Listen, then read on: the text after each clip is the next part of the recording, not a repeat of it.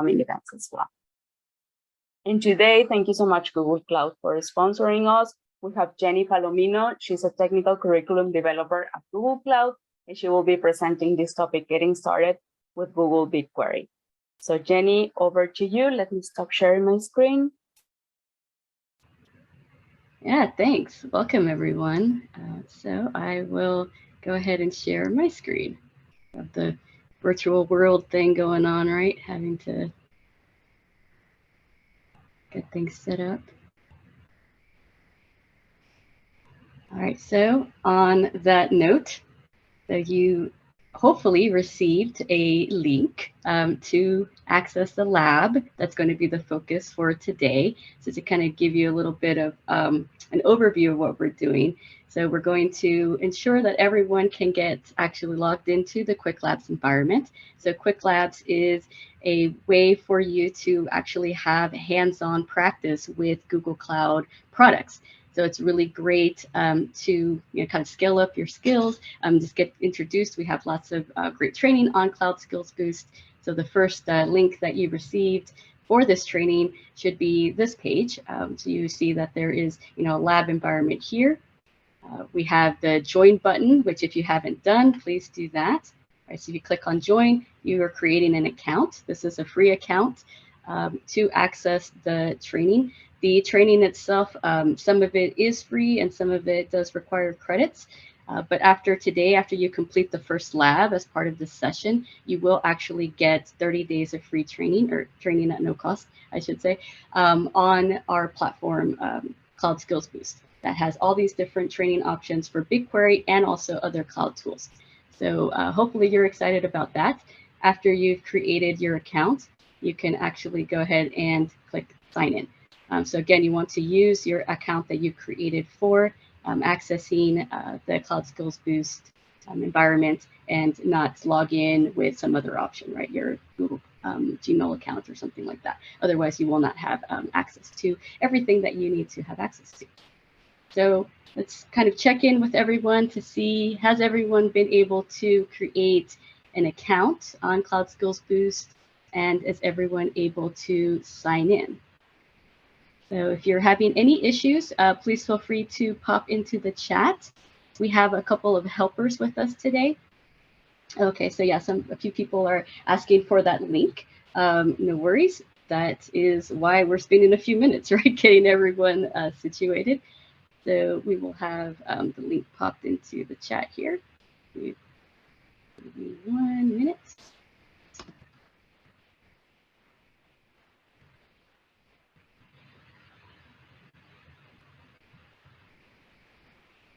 Then maybe somebody else might have beat me to it, but I am copying the link.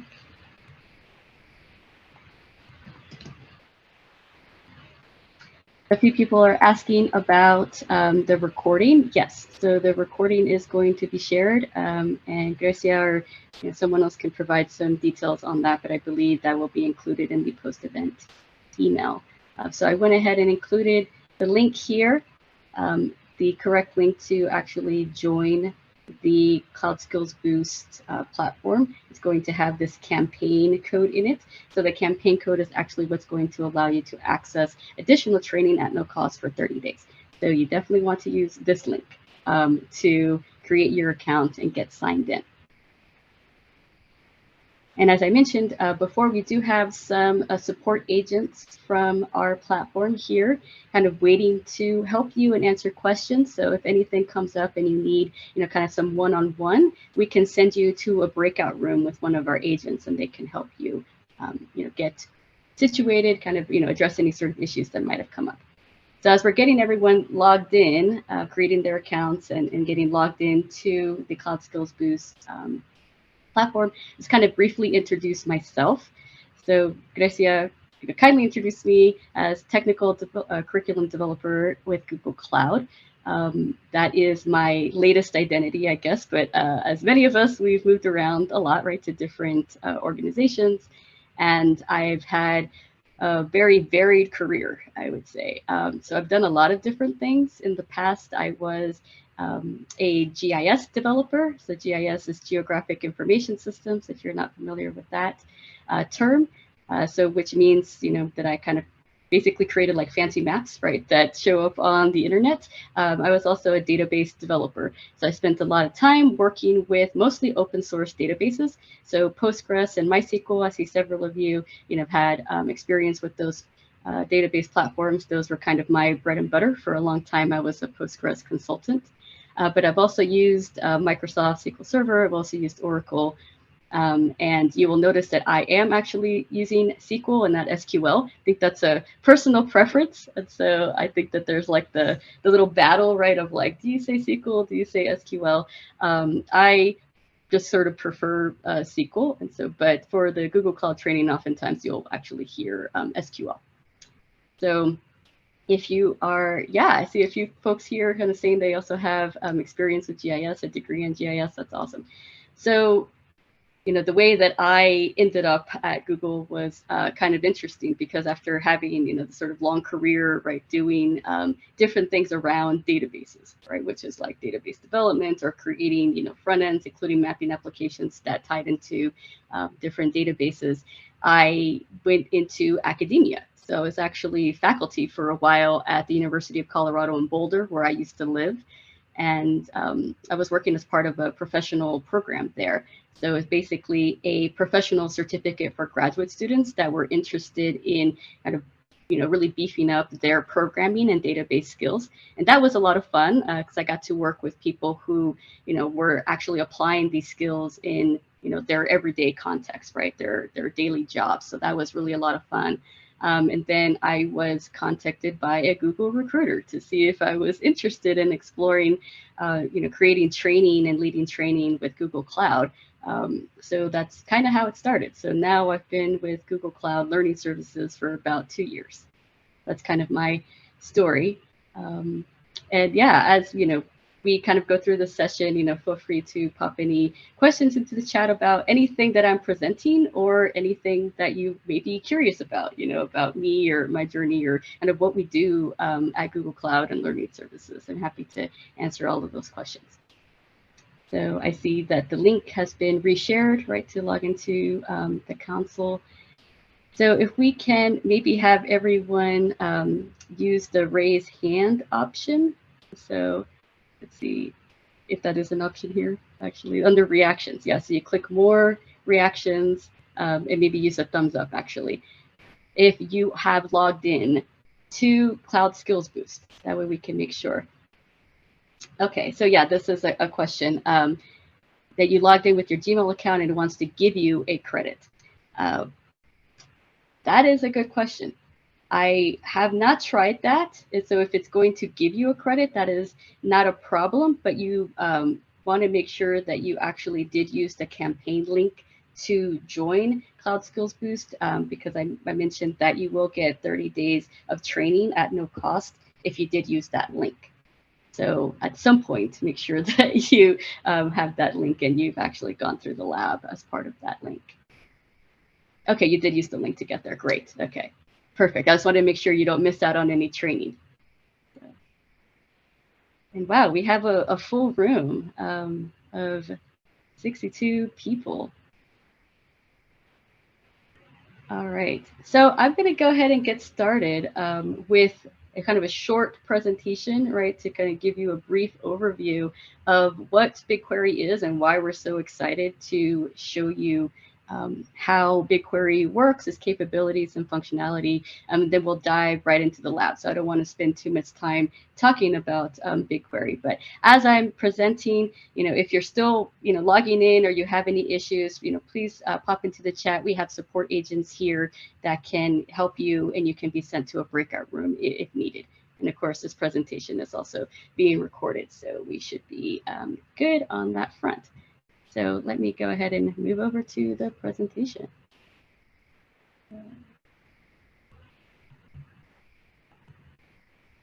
All right. So hopefully you are seeing my slides. So what I want to do is kind of just give you a very brief overview to BigQuery. And I'm saying that because BigQuery is a very fundamental tool within the Google Cloud Platform. So there's so much that I could say about BigQuery, right? But I really wanted to keep it high level just to, again, kind of get us introduced to BigQuery so that when we start the lab, you have some context for, the different functionality that we're going to be walking through. So BigQuery is Google's enterprise data warehouse, and it allows you to manage and analyze your data with lots of great built-in features like machine learning. There's actually geospatial analysis capabilities for my GIS folks out there. You might be excited to hear that. And then it also ties in with a lot of business intelligence tools. So it's really an exciting tool to get to know as you're working with data, if you're moving into the Google Cloud environment. But really, BigQuery is kind of two different products in one. So the first part of BigQuery really is the compute engine.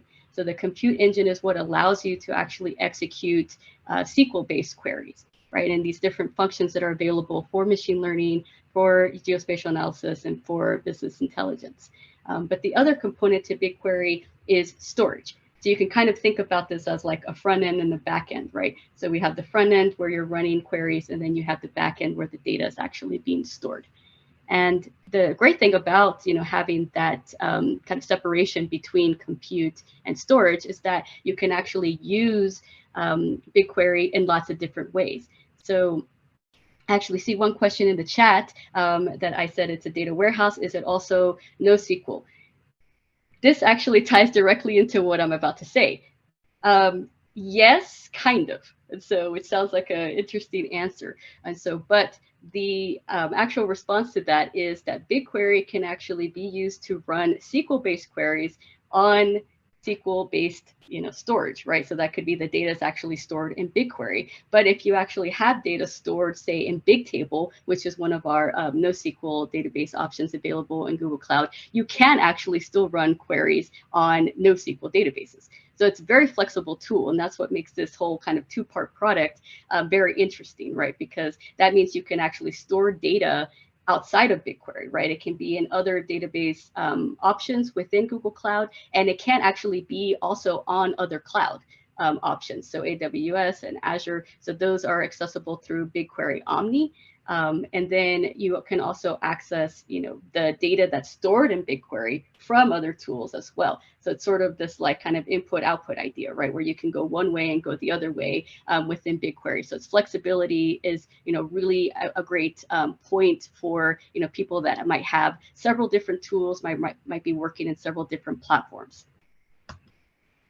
So to explain a little bit about, how this works, right, is BigQuery, you can think about it as being part of this kind of larger data pipeline, right, where you have raw data that's coming into your system, right? So the raw data can be coming from lots of different options. You might have sensors that are collecting data. You might have user information, right, as they're interacting on a website. You might have transactions, say from a credit card or from orders. So they're coming into the system and they get collected into what is referred to as a data lake. So a data lake really is storage for raw data. And there are many different data lake options within Google Cloud.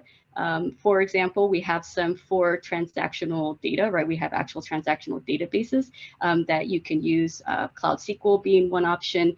But we also have a cloud file storage system that is called cloud storage. And that is a typical data lake that's used in a data pipeline within Google Cloud, where you have files that are coming into the system that get stored on cloud storage. After they get stored, you might have some, scripts or processes that run, right? You might want to extract certain data, transform it, process it in different ways. And so at the end of that process, the data gets sent to BigQuery. So you can think about BigQuery as being sort of the, finalized or kind of, transformed data as part of your data pipeline. So this is the data that you would actually then want to serve out to others, right? So that data from BigQuery may be used in a machine learning model. Maybe it goes to a reporting system or, some sort of dashboard system where users are interacting with the data in BigQuery, excuse me. Or it might also be feeding into other systems, right? Maybe there's other data warehouses or other tools within an organization, and that data is being pulled into those platforms. So that's kind of the sort of big overview of where BigQuery sits in the Google Cloud Platform environment. So what I want to do now is kind of give you a little bit about the details and kind of functionality and capabilities, right, of BigQuery. So you could think about BigQuery as this serverless architecture. And that's really important because it allows you to answer questions without having any sort of infrastructure management overload, which is really handy. Right, so that means because it's serverless, you actually don't have to provision individual instances or virtual machines. There's no installations or configurations needed. There's no manual updates. There's no scheduled downtime. It's basically kind of running serverless, and that makes it really handy for you to focus on trying to actually put together the data that your organization needs. Right, not so much focused on the actual infrastructure. The other piece of this that's really important is that BigQuery is also highly scalable. So it basically does automatic allocation and scaling of both compute and storage. So what that means is as demand increases for compute or storage, BigQuery automatically scales up and down to match that demand. And so that is really great, right? Because that means you can really optimize the use of your resources so that you don't have resources that are underutilized, or you don't have instances where you may need more compute and your resources haven't been scaled right to meet that demand. And then the last point I want to highlight here is that BigQuery also includes automatic replication for high availability. So this is really important because as it's automatically scaling, right, and allocating resources, it's also replicating your data so that things are available for all of the users that you want to give access to without you having to actually be in charge of managing that infrastructure. So that was sort of like the selling points, right, of BigQuery. So now we can kind of dive a little bit into the details of like, how does this actually work? Within Google Cloud, all resources exist inside of a project. So you can think about a project as being sort of a container to organize all different resources and security and access and billing, actually. So if you think about an organization, right, that it might have several different teams, each team might have its own Google Cloud project. Right, so within that project, you have different databases set up. Maybe you have different permissions set up for different users. All right, so the project really is a good way to organize your resources within Google Cloud. Now, BigQuery data, when it is stored within a project, they actually exist in BigQuery datasets. So the BigQuery dataset is a way to organize a set of tables. So these are all tables that have something in common, right? Maybe the data set is used to provide access or control access for specific users. So the data set is kind of the other organizational container, right? We start at the top, it's the project, then it's the data set, and then it's the table, right? So what that means is if we want to call a particular table within the BigQuery system, right, we're trying to create or run some sort of select statement, we actually will want to specify the project name dot dataset name dot table name. So we'll actually see that in the lab as we kind of start working with some data.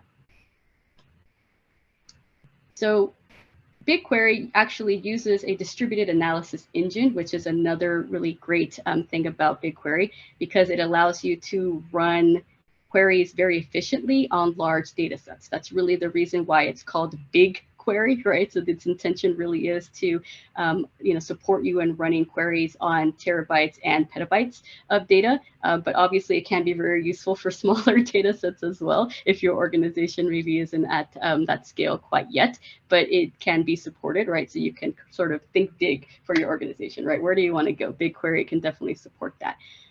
So this example here is an example we frequently use in our public training to kind of demonstrate how BigQuery handles large data.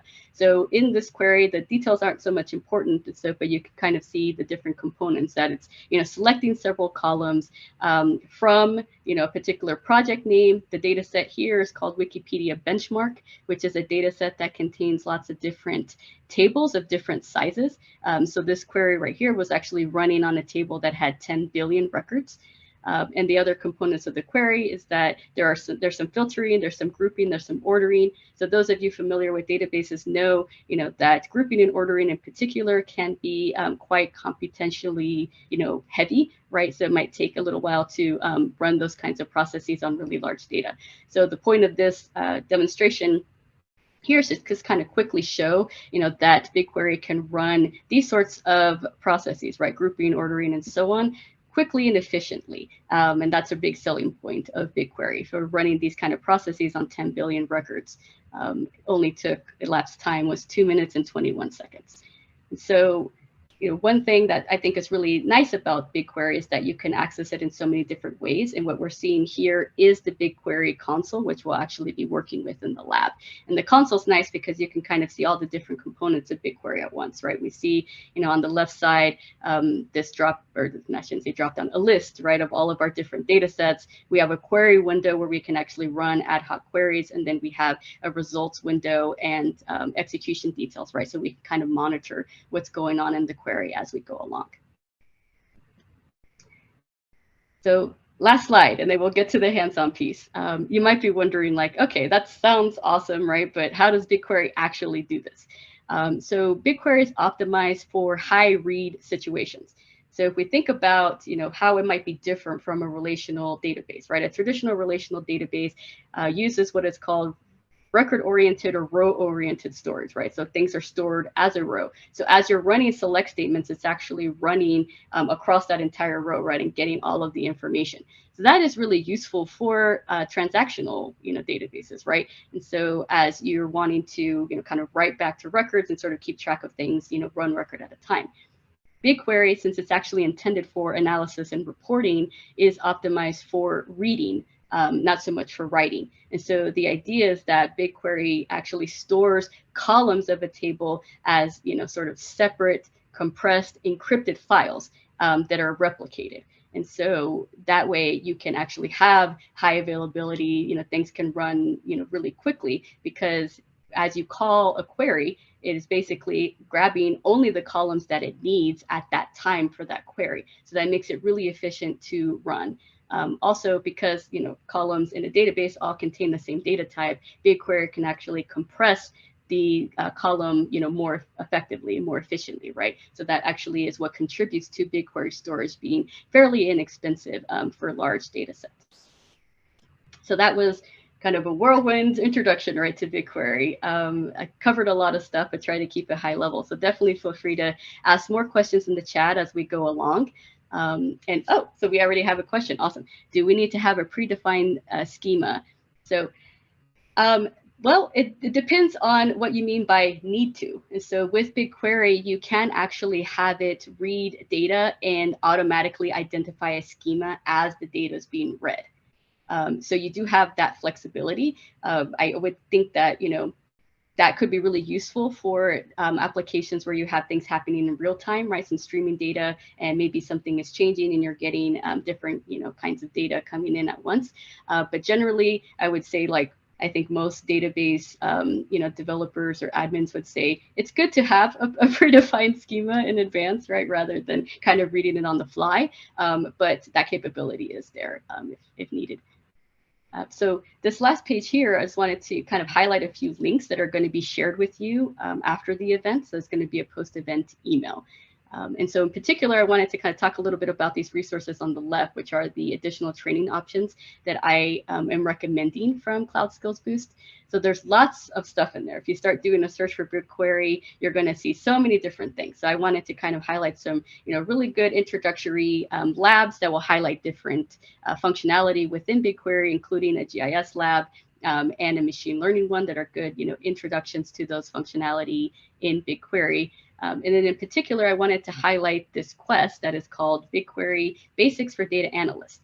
The quest in Cloud Skills Boost is actually a series of labs. So it's like a collection of labs really intended to kind of support you in learning and scaling up on one particular topic. And the lab that we're going to shift over to do now, we will complete that lab. It's actually part of this quest.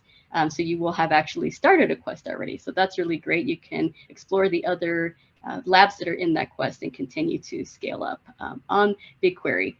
and other tools within Google Cloud. So on that, we will go over to the lab. And again, feel free to continue popping in questions.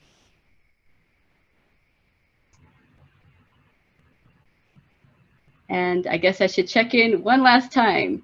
Everyone has been able to create an account and has been able to log in. If you have not, please pop in the chat that, whatever you might need. As I mentioned before, we have some support agents on this meeting that, can answer your questions. You can be sent to a breakout room if you need additional support getting logged in. All right, so I'm just kind of checking the chat here. And, oh, I see we have very specific questions about, HIPAA compliance and other things. So I would actually recommend really diving into the BigQuery docs to kind of understand more about compliance. There's really, when we talk about, compliance at Google Cloud, we really think about it as like a partnership between, the Google Cloud tools themselves and the customer, right? And so, it's really kind of a dialogue, I would say, that happens between the two. So I think the docs are really the perfect spot to kind of delve, into that and really understand how compliance can be accomplished within BigQuery.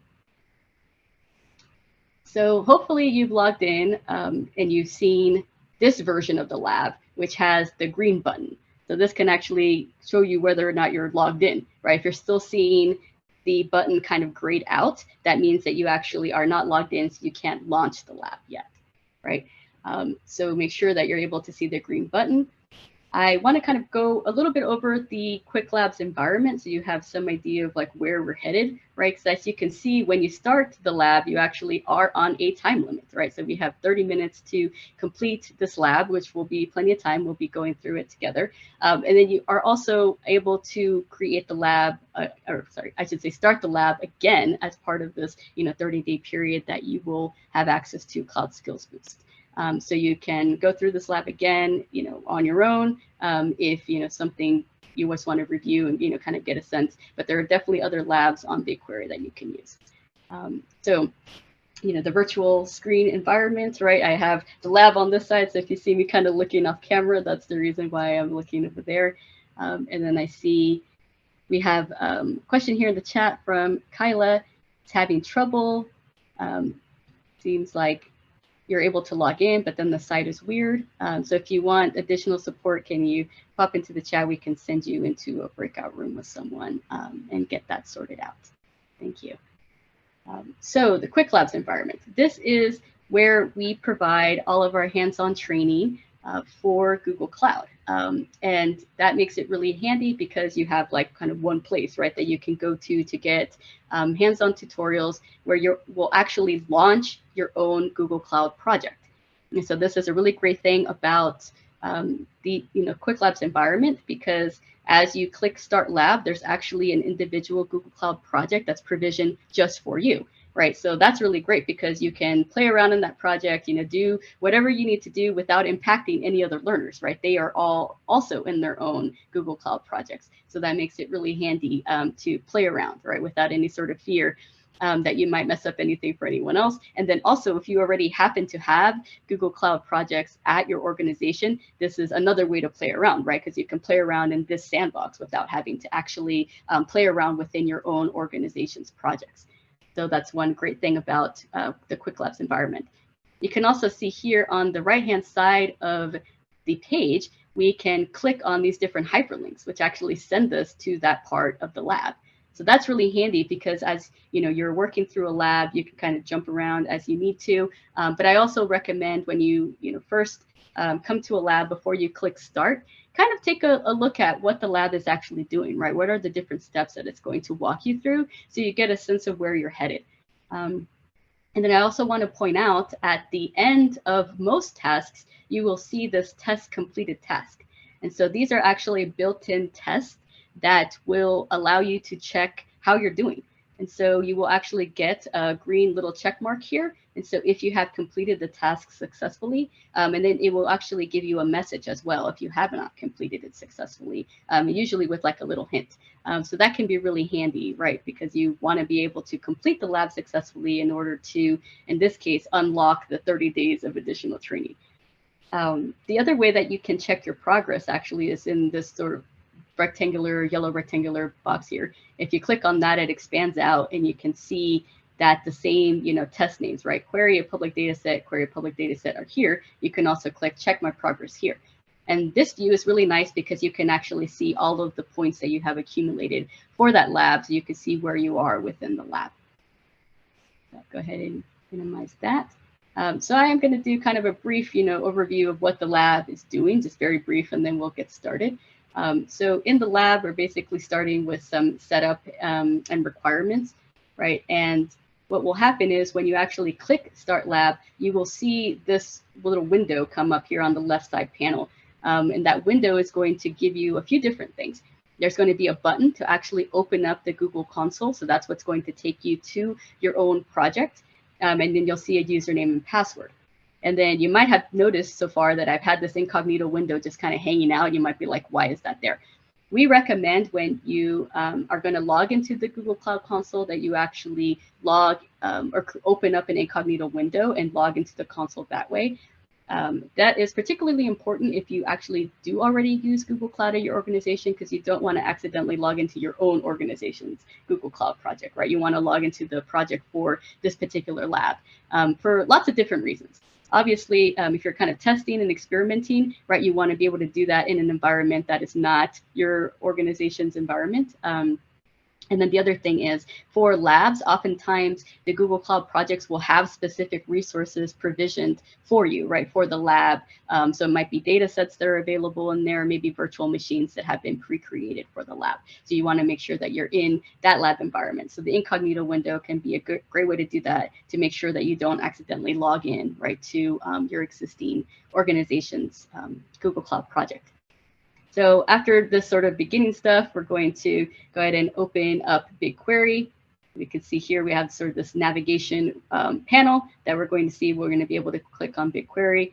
We're going to query a public data set, and then we're actually going to then load our own data. So a little bit about the public data sets. I kind of want to highlight that because that's an important and useful feature within BigQuery. If you recall, I was kind of describing before, right, how you make a call to BigQuery data, right? We see here, this is the from statement, right, or the from clause in our statement. We see that the project name is BigQuery public data. So this is actually a project that has been created and managed by the BigQuery team to provide public data sets for BigQuery users to kind of play around with. So this is really handy, right? Because if you want to sort of test out a workflow or you just want to explore what free data is out there, you can go to that project and explore the different options. So in this particular example, the project name is BigQuery Public Data. We have a data set name called samples, and then there's actually a table called natality, right? So we can query from this BigQuery public data. That's kind of funny, right? Saying query from BigQuery. I feel like that's a little bit of a tongue twister. We could query from this BigQuery public data and kind of play around. So that's what we're going to do in the first part. And then after that, we're actually going to be loading some data into BigQuery. And you'll see this task here. I'm just going to kind of jump forward. Create a cloud storage bucket. So I mentioned cloud storage before, right, as being our data lake where we can pull together some raw data. So that's actually what we're going to do in the lab. So we're going to have some data that we're going to put into the cloud storage bucket. And the bucket really is just a way of thinking about like, a container for a particular project. It's referred to as a bucket. And we're going to put some data in there that we're then going to pull or load right into BigQuery. So that's sort of the next step. And then we will run a query at the end to kind of test that we have gotten the data into BigQuery successfully.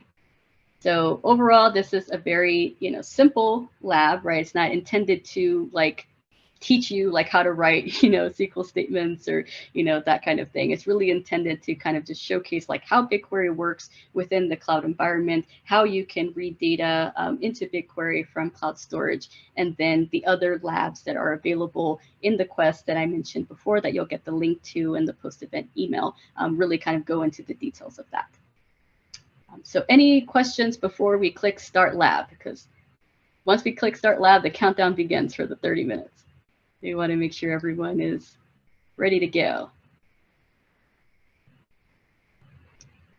All right, awesome. Then let's go for it. Go ahead and click Start Lab. So you'll be asked if you're a robot. I don't believe any of us are, right? That's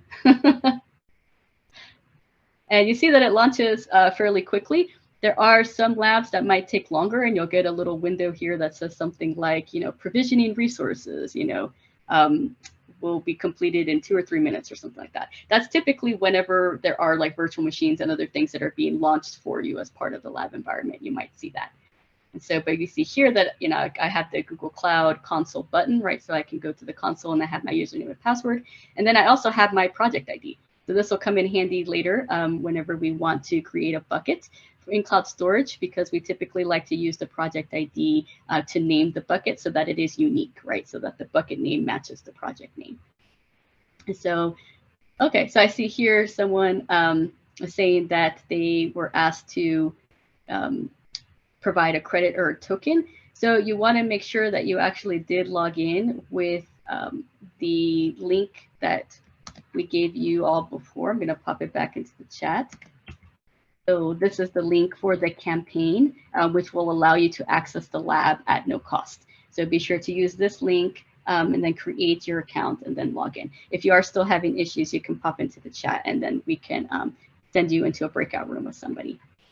All right, so I'm going to go ahead and right click on Open Google Console and open in an incognito window. So that's why I had my handy window hanging out over here, right? So I could kind of show you both at the same time. This is, you know, pretty typical of how we recommend you working in the labs, having, you know, your lab on one side, lab instructions on one side, and the console on one side, so you can, you know, kind of go back and forth. And it'll go ahead and pop in your account, so which will always look like this, student, you know, at quicklabs.net. So it popped that in for you. You can click next. Then we'll want to copy the password. We'll paste that. It's here, and we'll click next as well. So I'll let everybody catch up for a second.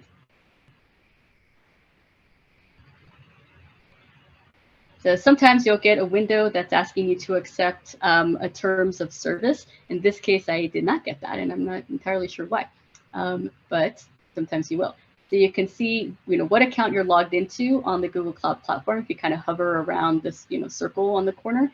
So it's telling me I'm logged in as student 04, blah, blah, blah, right? So this is a generic account that's been created so for you to use this particular project, right? And we can see that there is a project name and project number and all that. And again, this is a project that's been created just for you for this particular lab instance. So you're going to be working in here without seeing, you know, anybody else's work or, you know, interfering with anybody else's work.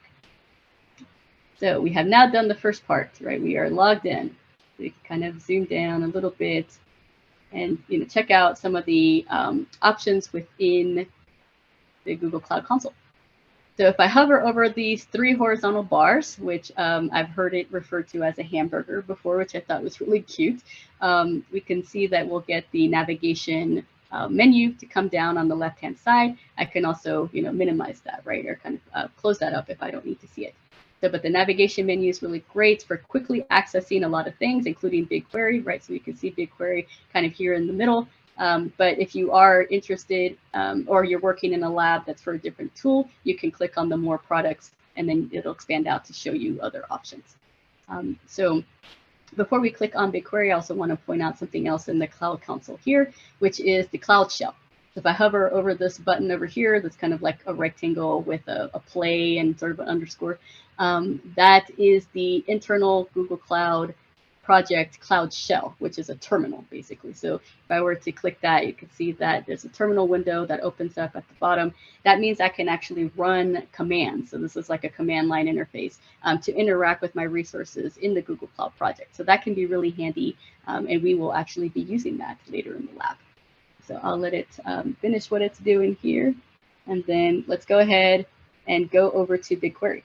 So we will click on the navigation, find BigQuery. We see lots of different options here. We're going to be going to the SQL workspace, but you can also just click on BigQuery and it'll send you to the SQL workspace directly.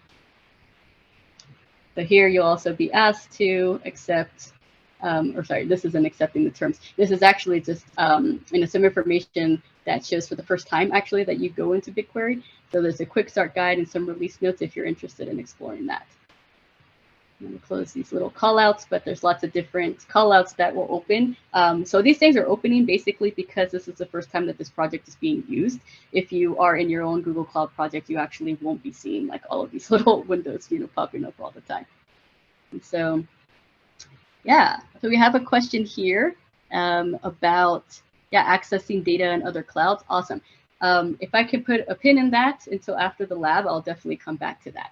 So I want to make sure that we have time to complete everything here in the lab. So we have actually done the first part. So we're actually ready to start querying some data. The nice thing about the Quick Labs environment is that when you see little blocks of code, you can actually click on, this sort of like overlapping rectangles, right? And you see the copy flashes, right, that it's being copied. So that's really handy to kind of copy paste from the lab instructions to the platform. So I'm going to come over here. I'm already opened within, this query window, right? So I can paste in here. And in fact, I may actually want to close the Cloud Shell for right now so that you'll be able to see whenever I run the query, some of the results that come down at the bottom. So we can kind of break down this query a little bit to see, what are we doing, right? I kind of mentioned before what the from clause is, right? We're calling from the BigQuery public data project. The samples is called, there's the data set name, right? And itality is the name of the table. And we're selecting 4 columns, weight in pounds, state, year, gestation weeks. We're ordering by weight in pounds in descending order, right? And then limiting to 10. So we should get the top 10, the weight in pounds that, fulfill this requirement. So we can go ahead and click the run button. You can see at the bottom here, we get the results, which is really nice. I can also click on execute details so I can see elapsed time. And you have now used BigQuery, right? So very simple. The BigQuery public data is a really great option for exploring. So something that's not actually in the lab instructions, but I wanted to highlight to you is how you can access other BigQuery public data sets. So you can click on add data and you can go to pin a project and then you can enter a project name. Let's go ahead and click that. We will type out BigQuery-public data, right? So it's BigQuery-public-data, I should say. So once you have that written in there, you can click on pin and it's actually going to show up here on the left-hand side with your original project. And you can see that the BigQuery public data has lots of different options in it, which is really great. You have all these different data sets in here, and you can go around and explore, and you can see that the samples data is also in there. So under more results, I guess, because there's a lot of stuff in here. So you can see samples, right? And we can expand samples and see, whether their options were in there. So it's a Wikipedia data set that's similar to the one that I showed in the presentation. So you can see that this, drop down shows you all this data, and you might be wondering like, okay, well, I have my project name here, but I don't see anything, right? That's because you haven't added any data, right? So that's sort of our next step. We want to go through quickly, like how to actually add data. So we'll jump down, and actually the first thing we want to do before we go on is check my progress, right? I almost forgot about this. So let's click on that. You should get the green check mark for assessment completed.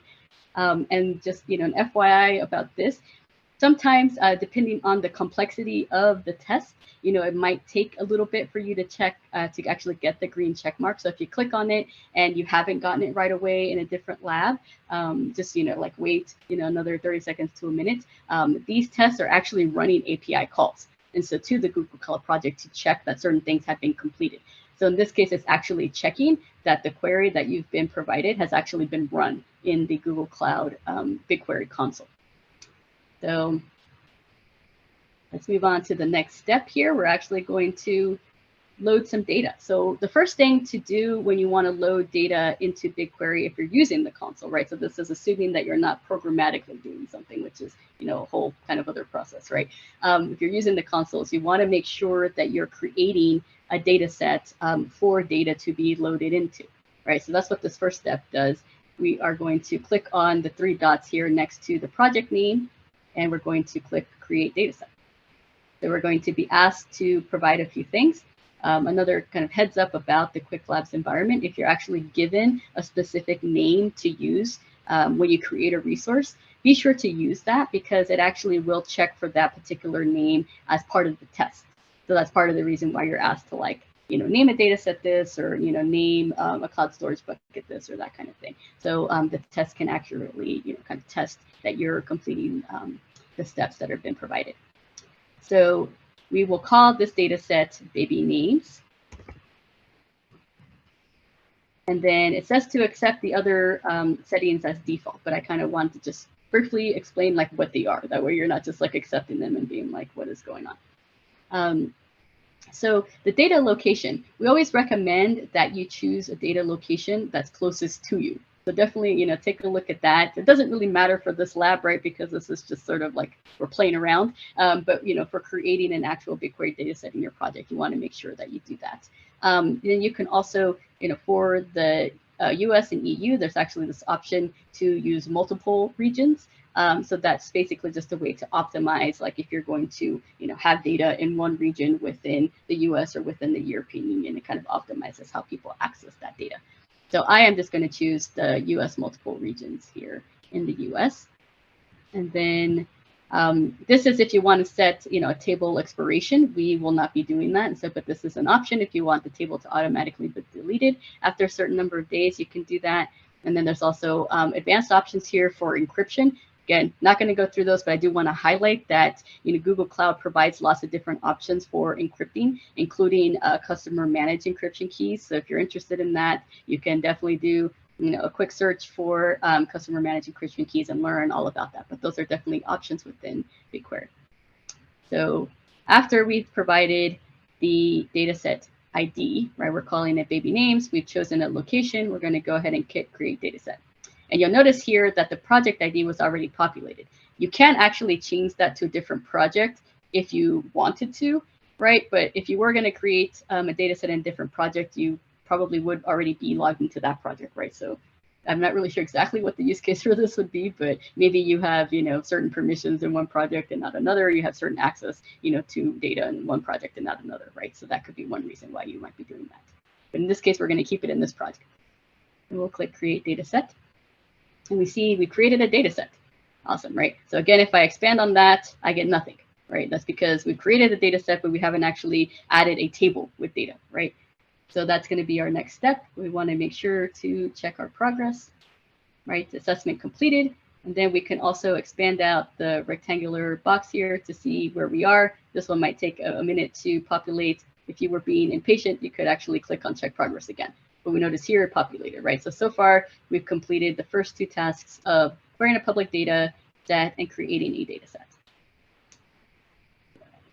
Now we're going to actually get some data, right, that we can add to it. So this data is actually stored in a zip file. So it is stored in a cloud storage bucket. And so that's been created for public access, right? And the way that I know that is by looking at this command. This GS in front of the colon is for cloud storage, essentially, or Google Cloud Storage.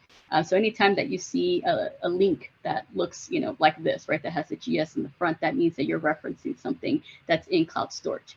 The rest of this is actually part of a command to call the GS util set of tools. within Google Cloud. So we're going to run this actually in the terminal. So in the cloud shell that I showed you earlier. And then the command that's actually being run is the CP, which is for copy. So we're actually going to use this command to copy that file from cloud storage to our local project. So it's actually going to sit in the cloud shell for us to then do some things with, including unzipping it in the next step and then loading it back into a different cloud storage bucket that's local. So I'm going to go ahead and click on copy for this command. Come back to my console here. You'll see my activate cloud shell button, right, that I highlighted earlier. We're going to click on that button. It's going to open up. I'm sorry, my screen was sort of in the way for me. To open up this and expand it out a little bit. We're opening up the cloud shell. And in the cloud shell, I can actually just paste directly into it.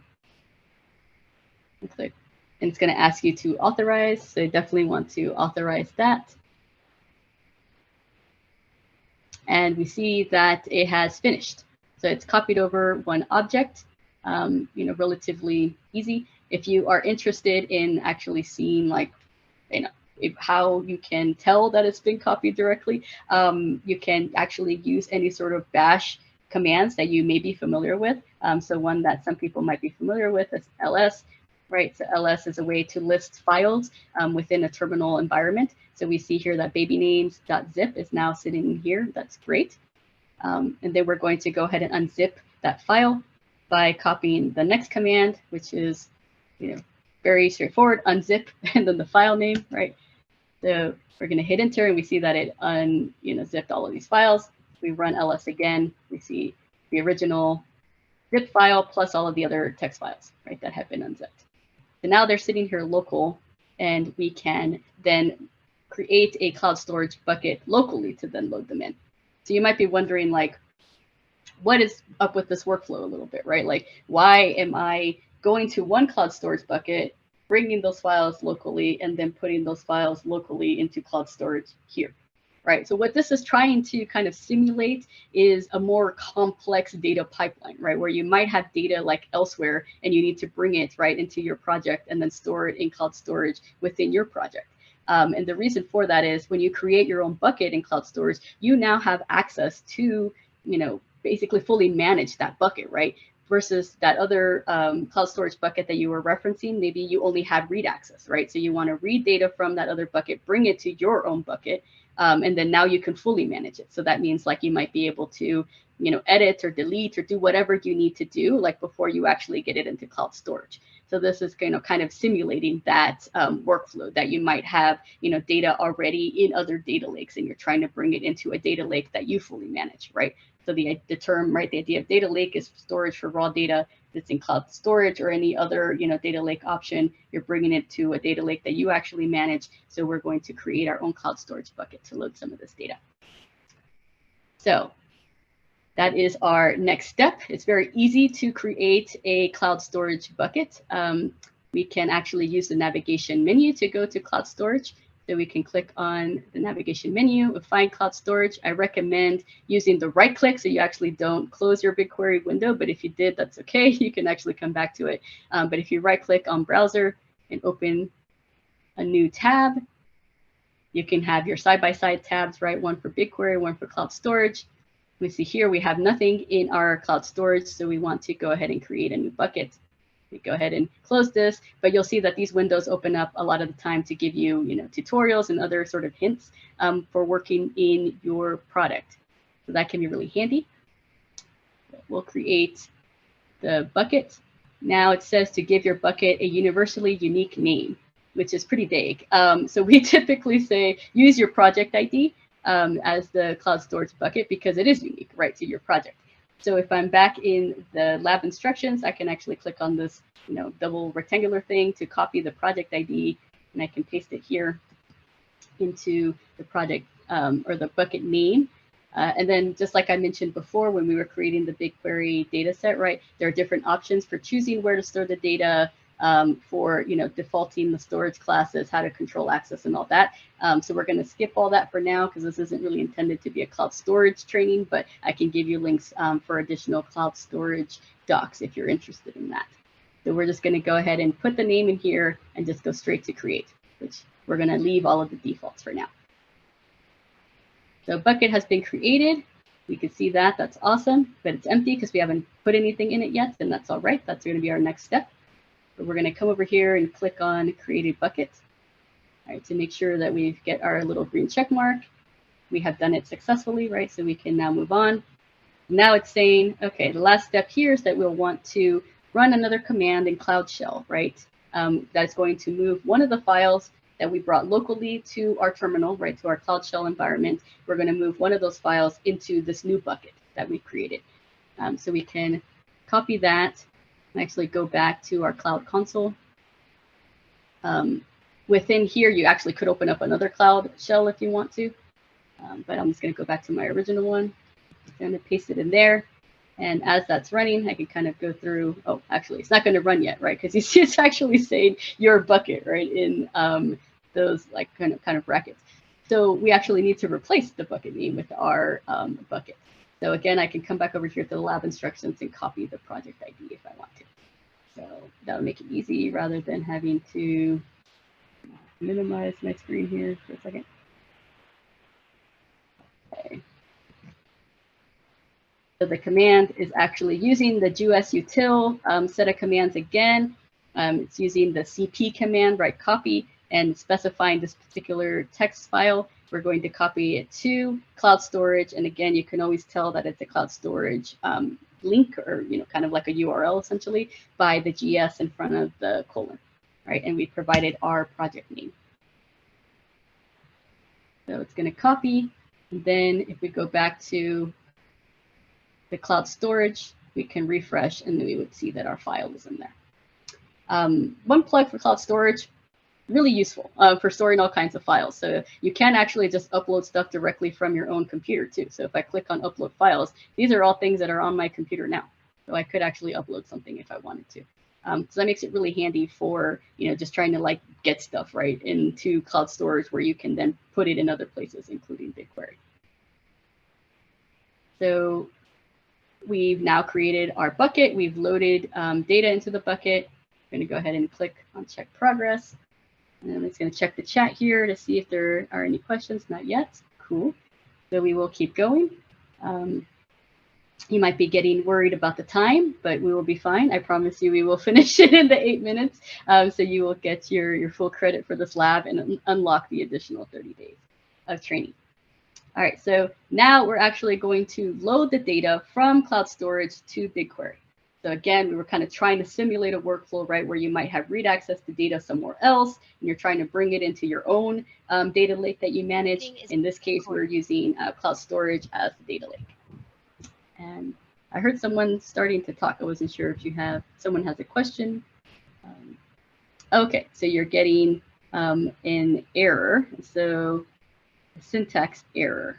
All right, so let me go back for a second. Let's see, did you click on the copy button?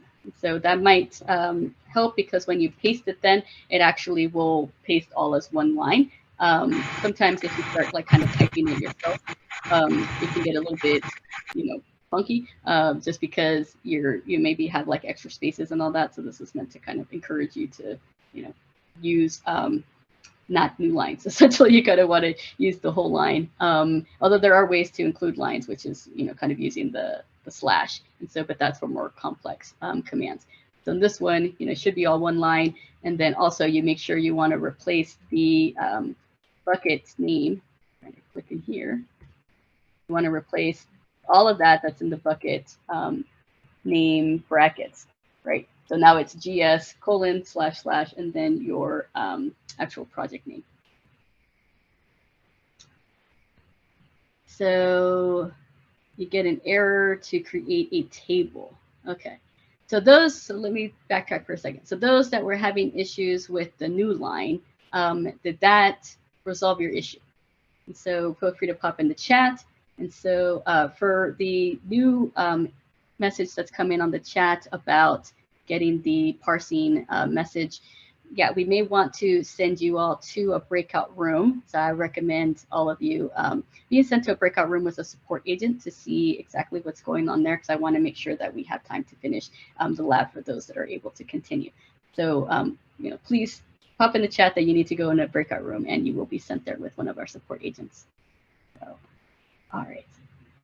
So I want to make sure we just finish the rest of this lab in the 6 minutes we have left. We definitely don't want to start over, right? So the last part, as I mentioned, is we're going to be loading data from cloud storage, or the cloud storage bucket that we created, into BigQuery. So we want to make sure that we're back in our BigQuery environment. Kind of pull that Cloud Shell down here since I don't really need it anymore. I'm going to go to the baby names data set, going to click on the 3 little dots, and then I'm going to click on Create Table. So this is kind of related to a question that was asked before, right? That we need to have a fixed schema. So if you actually don't specify a schema, so it will do like automatic detection. It generally works fairly well. I would say that sometimes, there might be a little bit of a weirdness depending on the data type, particularly if you're trying to, use like very, unique type data types that aren't just like kind of simple, strings and numbers. So I just want to highlight that. And so, but for our case, we actually will be specifying a schema, kind of following sort of best practice, right, and working in a database. So the source, you have lots of different options, right? You can create just an empty table. You can actually upload, from your own file storage. We see that, some other options listed here, other cloud options, right, or from Google Drive. We're going to use cloud storage, right? And here we can actually specify the full cloud storage URL that we had before, or we can actually click on browse. So this is nice because since it's in our project, it will actually find it. So we can expand out the bucket for our project and actually select the file that we want to upload. So that makes it really easy. So we can click select, and we see here that it kind of populates or provides you with the URI pattern. If I click on that, this is nice because it kind of shows you like what you might be looking for, especially if you're trying to do any kind of wildcard scenario. There's some different flexibility that is available there. And then you will choose the file format, which I know our file ends in txt, but basically txts and sv comma, separated value files are sort of treated the same. They're kind of interchangeable within this environment. So we will specify it as a CSV, and we want to make sure it's going into our project, our data set, right? You could specify a different data set if you were, I guess, trying to go to a different one at this point, but like we did right click on this data set to load, right? So, maybe it makes sense for you to right click on the other data set name if you were trying to load it somewhere else. And then again, we do see the table name over here we're being asked to use. So again, the test is going to look for this particular table name. So names underscore 2014. And then we also have a schema that is being specified. So I can kind of highlight that and click on edit as text and paste in here. Right. So actually, it didn't copy all of it, I think, because there's some weird things whenever you're sort of zoomed in. So I want to make sure I've copied the whole thing. Okay, so I'll zoom back in this one. So what's happening here is I could click auto detect, right? Or I can put in the actual schema, right? Specifying the name of the column and then the data type for each one. And then here I am getting some sort of meeting recorded. Some sort of error. I'm not entirely sure what is happening here because it should be fine. So I'm going to go ahead and just click create table and see what happens here. So yeah, I'm not sure exactly like why it was highlighting that. And so, but it wasn't actually showing an error. It was just like highlighting like it didn't like that for some reason, but I'm not entirely sure why. So now I can see that my table did load, and I can click on it, and it opens up this window where I can see the schema. I can see additional details, right, which is like the number of records, when it was created, and then I can also click on preview to actually see the data. So we have now loaded data into our table. So I can click on my check mark here, and I get my green. I'm just going to skip over that question. Sometimes in the labs, you'll see these kind of like multiple choice questions. They actually don't count against your score. So, they're useful for review, I guess, but you don't actually have to do them. So we're down to the last item here, which is to query the data set, right? So we're going to go ahead and click copy. So again, hovering over this bar option here, icon to copy the query. I'm going to open up a new query window, which is this little plus sign right here, compose a new query. So I'm going to click on that. And I'll paste the query in here. Kind of zoom in a little bit so we can dissect it.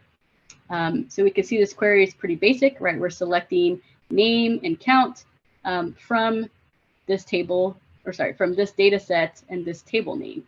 And then we have a where clause, right? So we have where the gender is equal to M. We have an order by, the count, descending order, and limit 5.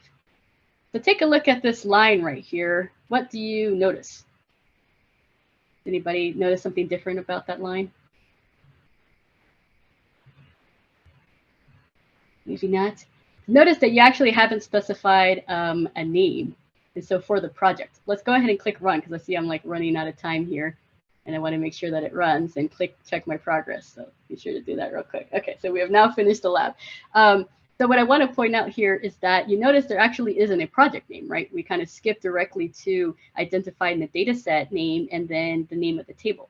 This is because if you are already in your project, that is the default project name. So you actually can just not specify the project name, right? And so that makes it really handy if you're just like in your project and you're doing stuff and you kind of want to like, you know, streamline your efforts, right? And not have to like write out the project name. However, if I was in a different project, I actually would have to specify this specific project name. And you remember seeing that whenever we were initially querying the public data set, right? Since I wasn't in that BigQuery public data project, I actually had to specify that I wanted to pull data from that BigQuery public data. The data set name was samples, and then this was the table name. But in this case, it's just defaulting to this particular project. So we do ask you to rate the lab. Again, this is very, introductory lab. There's much more advanced labs as you go on through your training on Cloud Skills Boost, and you'll be able to do all kinds of fun stuff with BigQuery and other tools. But yes, please, feel free to rate the lab and provide any additional comments. So go ahead and click cancel on that because I'm not going to be rating it, but you are now complete with this lab, and then you can actually go on to the quest that I mentioned earlier if you are interested. If I go to that quest, I can see that there are several different labs, and I can click on enroll in the quest. And so it'll automatically take me to the first lab of the quest, but I can click this back button to go back to the page for the quest. So now in here, I can see that, we actually skipped the first lab, right? In the quest, we actually started with the second lab, and you should have the green check mark now because you completed the lab. And so the other labs are available here for you to get started with BigQuery and explore. So feel free to do that now that you have unlocked your 30 days of training. And with that, I will stop with the presentation and just kind of move into a Q&A. So at this point, feel free to pop in the chat. I'm not sure if you can unmute yourself. And so maybe one of the women who code people can let me know if that's an option to ask a question. But feel free to, use the reaction under more, right, to raise your hand. Yes, if you raise your hand, I can help you unmute yourself. Great. All right. So I had a question a while back that I'm trying to scroll up to find, from Elsie about other cloud providers. Okay, so the question is that I mentioned that we could use BigQuery to access data on other clouds such as AWS and Azure. How does Google make sure that the data is safe from the security side when it's traveling from one cloud to another? That is a great question. So there is a lot of documentation on how this encryption will work. So I am not going to dive into a bunch of details, but know that it's basically working through encrypted connections. So those encrypted connections basically rely on whatever access you will already have, right, in those other platforms. But it is encrypted as it's moving between platforms. So the second question is how you design access to various queries that you build, as it will pick up data from various business areas. I'm not sure I understand fully. So yeah, maybe you can, oh, you raised your hand. Awesome. Yeah, Gracia, can you unmute? Elsie says that she can ask her question about that. Hi, Jen. Can you hear me? I can, yes. Hello. Yeah. I used to do data lake, but in SAP using Sybase IQ. So the struggle that we have is actually is in the ETL process, right? For example, from the enterprise, say we pull customer data, right? Within customer data, we may have 20 tables, just customer table, and then we have billing data, for example, right? That's another, say, 30 tables, and then you create analytics using Google Cloud, whatever tools that we have, right? To join the data that, together to create some statistic, for example. See, your query, basically the query that we're building is accessing different group of data, right? And then, yeah, so how do you have like a strategy? How do we basically design the query in such a way so that when you give access to people, you can actually plot their access or model their access easily because of the cross data source that we're using to build the query? Yeah, that's a great question. So if oh, go ahead. Do you have a, yeah. do you have another piece of that? Okay, so yeah, that's a great question. And typically what we recommend doing is that, you as a data analyst, right? You're in BigQuery, you can, set up all your queries to do whatever it is that you need to do.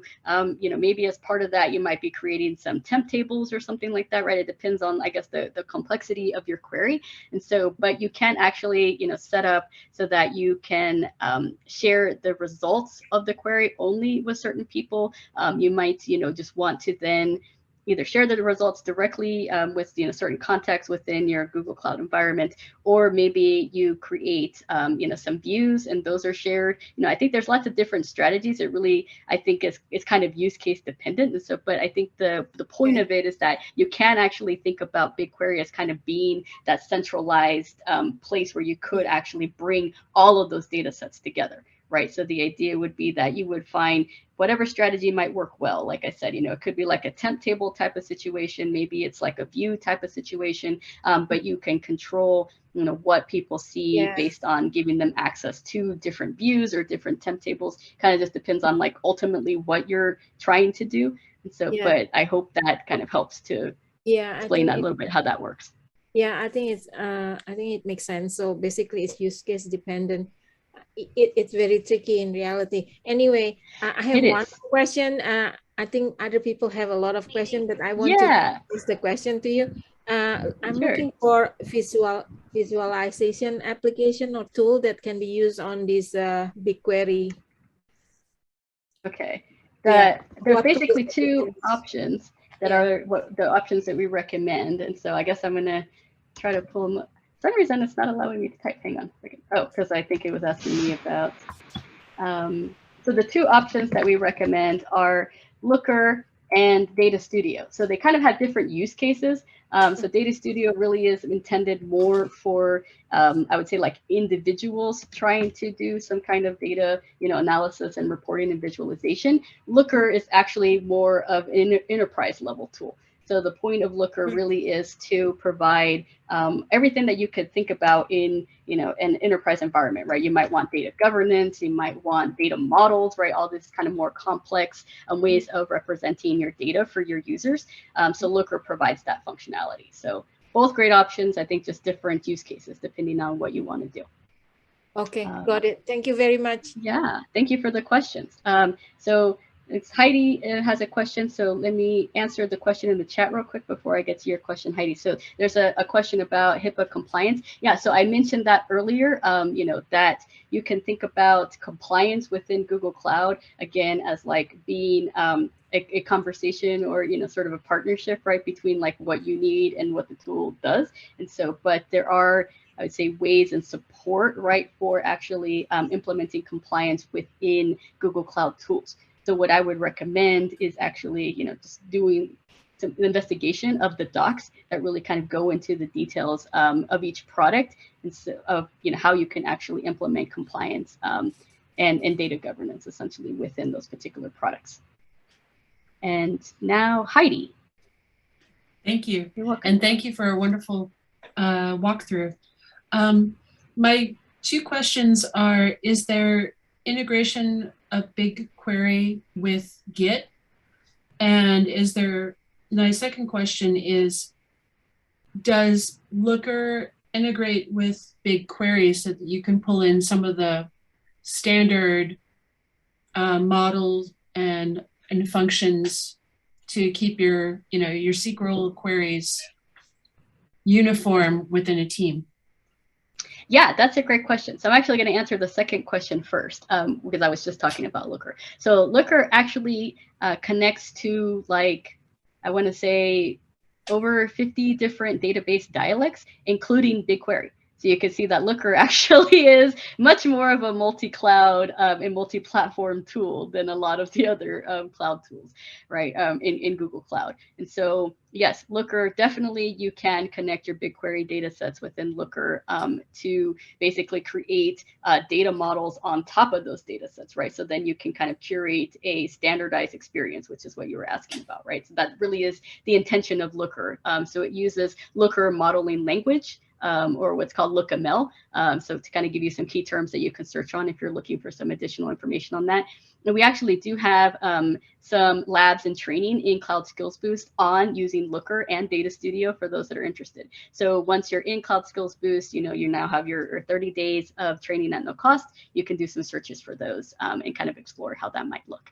So going back to your first question about GitHub, that is not something that is, I would say, like a built-in, functionality, right? I think there are different ways that you can build that out, and I've seen some examples of people doing that. And typically what people do is, they might have some kind of automated workflow where they are, taking files from GitHub and, pulling it into, cloud storage, for example, and, doing some stuff there and then writing it back to GitHub. So once the files are in cloud storage, you saw that we were able to pull them into BigQuery, right? So I would say that's typically how I've seen that done. There isn't like an automatic, kind of built-in functionality to connect to GitHub files. Okay, so something like a G shell git clone, pull that in, then definitely. you'd You saw have how to we do could a use commit. the Cloud Shell. Awesome. Yeah, Thank so you you saw for we were able to do clarifying. that. For sure. And Cloud Shell, that's what makes it really powerful, right? Because you have a terminal now within your project and you can do like all the same things that you would do in a different, terminal environment. Well, I shouldn't say all the same things because you might have some specified things that maybe you want to do. But for Git in particular, that would be something you'd be able to do, would be to bring the files and do some Git commands and send it back. Thank you. Awesome. Yeah. Thank you for the question.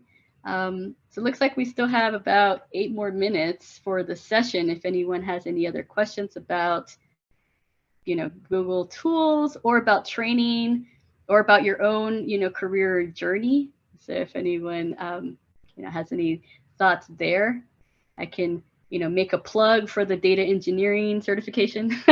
So that's actually part of my area of expertise. So I mentioned I'm a technical curriculum developer. I develop curriculum specifically for the data engineering track of the Google Cloud, certifications, basically. So someone's asking about that. Yeah, let me pop a link into the chat so you can kind of explore that. But the, database, I shouldn't say database, sorry, data engineer certification. We actually have a new certification that's the database engineer certification. So I could talk a little bit about how those are different. So the data engineer is the one that we had sort of traditionally that's really focused on, kind of like the data wrangling piece of things, right? Like how are you actually pulling data from different sources, kind of processing it, right? Maybe through an ETL workflow, extract, transform, load, right, into other tools. So there's lots of tools within Google Cloud to do this kind of work. A lot of them tend to start with the word data. So we have data proc, data flow, data fusion, there's Cloud Composer, there's data prep, there's all these different tools that you can use within Google Cloud to actually flesh out those workflows.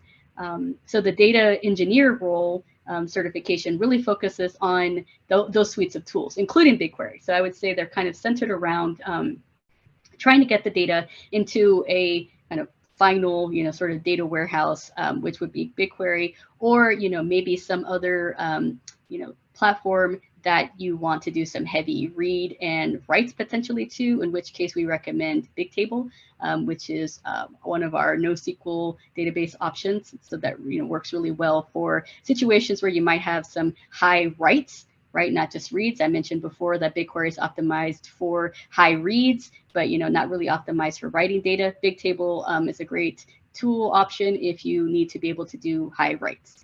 So definitely explore that.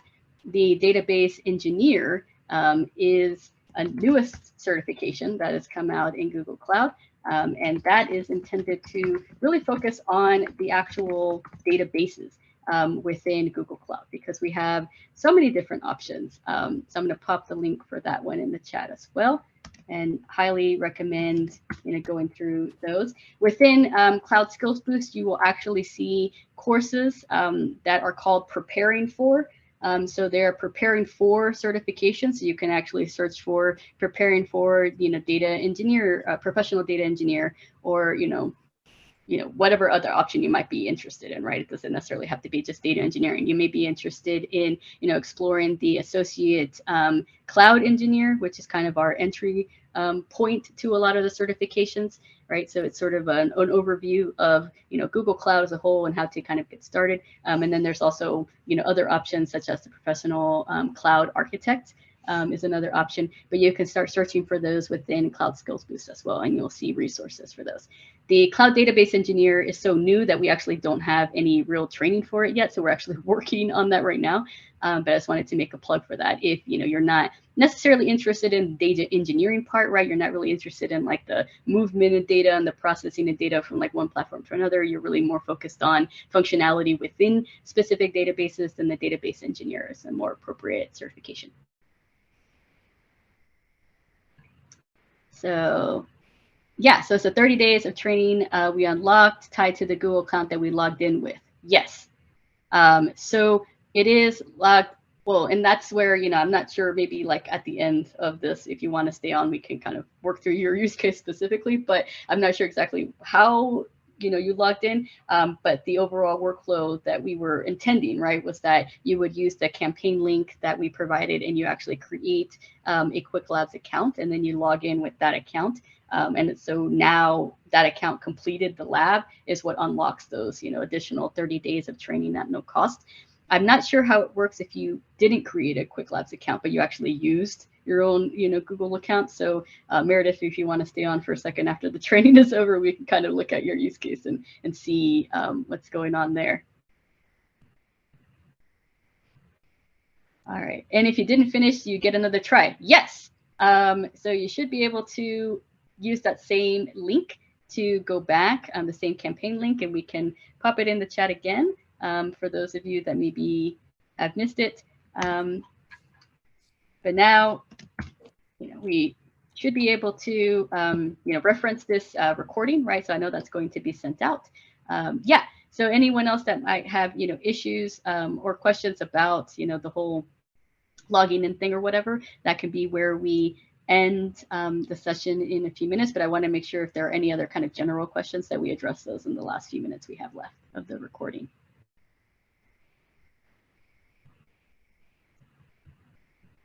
I will leave our YouTube channel link here in the chat, so make sure to check it out. We will be uploading this video, I think, next week. So if you can check it out, we have many, many videos of past events as well. All right. Okay. Well, thank you all to the 35 remaining people that stayed till the very end. You guys are awesome. This was a lot of fun. And like I said, we're going to basically end the recording now. But for anyone that had questions or issues or whatever that you want to resolve about, like getting logged in and unlocking those 30 days of training, just feel free to stay on and we'll get those resolved. So thank you so much. Sure. Thank you so much, Jenny. Thank you to our sponsor, Google Cloud, and everyone check out our cloud events. We have so many coming up, and I'll see you there in one of them. So I'll stop the recording. Feel free to stay if you have more questions. Yeah, thank you, everyone.